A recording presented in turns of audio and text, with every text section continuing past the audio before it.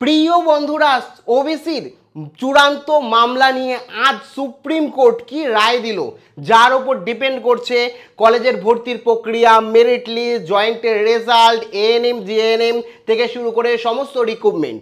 তো এক্ষেত্রে রাজ্য সরকারকেও দিল সুপ্রিম কোর্ট নির্দেশ।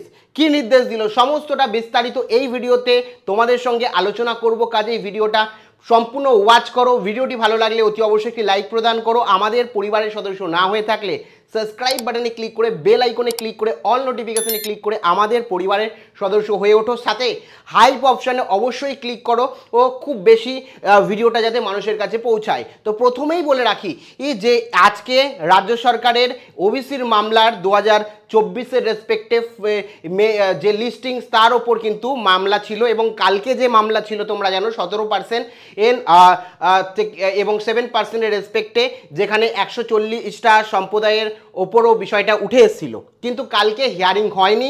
সেই হিয়ারিং পিছিয়ে গেছে, তোমাদের আগেই জানিয়েছি সেপ্টেম্বরের 9 তারিখ। এখন সেপ্টেম্বরের 9 তারিখ যদি হয়, ছাত্রছাত্রীদের এর সমস্ত প্রক্রিয়া এই মুহূর্তে থাকবে স্থগিতাদেশ অবস্থায়, সমস্তটা নিস্তব্ধ থাকবে, প্রক্রিয়া হবে না। ছাত্রছাত্রীরা 1 মাস আরও পিছিয়ে যাবে এবং তার বেশিও হতে পারে।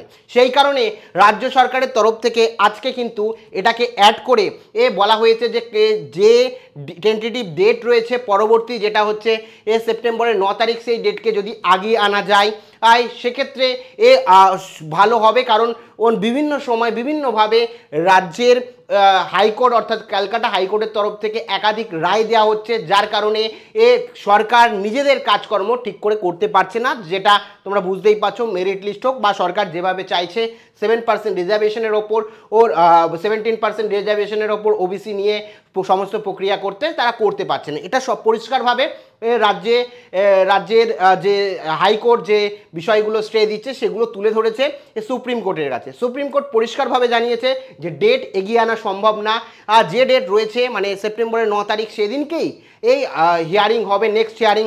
এবং যদি কোনো রকমভাবে মনে হয় রাজ্যের কাজ করতে বা হাইকোর্ট সুপ্রিম কোর্টের নির্দেশকে মানছে না বা কোনো রকম ভুল পথে ভুল ডিসিশন দিচ্ছে হাইকোর্ট, সেক্ষেত্রে সুপ্রিম কোর্টে অবমাননার মামলা করতে পারে। এটা পরিষ্কারভাবে কিন্তু জানিয়ে দেওয়া হয়েছে।